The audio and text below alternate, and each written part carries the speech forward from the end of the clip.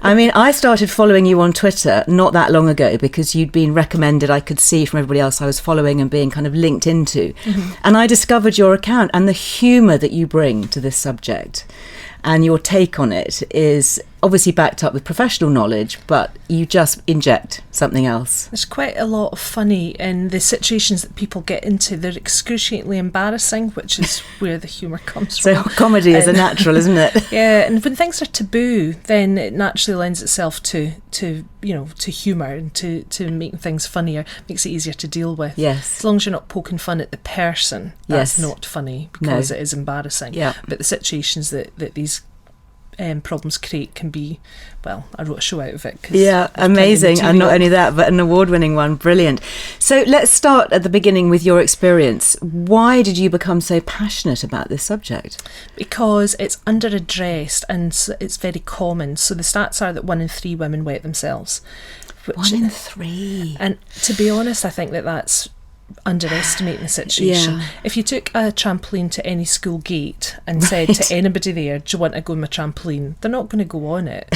So the 1 in 3 figure comes from clinic, but hardly anybody comes to clinic. It's only about a quarter of women will ever seek help. Gosh. The rest of them just buy pads in the supermarket and feel sad. I often meet women that have been leaking for 30 years and they're sad about it because they've stopped exercising, they're worrying about playing with their grandchildren because they're worried that they're going to embarrass themselves. And very quickly, everybody can be helped, most people can be cured. That's really a positive thing, and there's very few health conditions actually where you can say that with such certainty. I'd like to say that it's just that I'm a really good clinician, but it's not. Well, it's just I think there's quite a lot of evidence. Obviously comes into it. So pelvic floor exercises are something that you would obviously give everybody.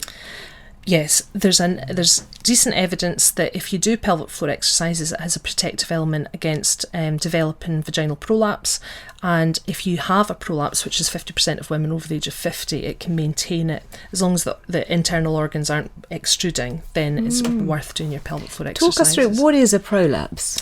So if you think about a pelvis, that in fact, brought one, but you won't see it on the podcast. Well, we're also recording this, so we might actually do a little clip. This is what a pelvis looks like if you're looking at it online. So there's the ring of bone, and it's just got a hole at the bottom, which is where the muscles are. So the job of your pelvic floor is to provide a floor for your pelvis. It's really easy anatomy. Does what it says. And above this, you've got your bladder, your vagina, and your rectum sitting. So the job of the muscles is to support those organs. Right. And if that's not working efficiently because either the muscles have been damaged by a birth injury or you've got spasm in there for whatever reason, or if because of the loss of estrogen, the ligaments that the muscles attach onto have changed, they've started to lengthen, then the mechanics of all of this starts to become less efficient. Right. So then the organs, the bladder, the rectum and the vagina, instead of staying tucked up where they belong, they just lean into the vaginal vault.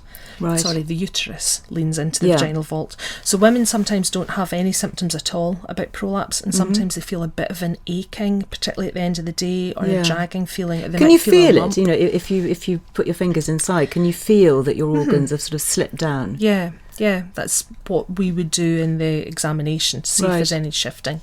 But often women are unaware of it themselves because you don't have a lot of nerve sensation in your vagina.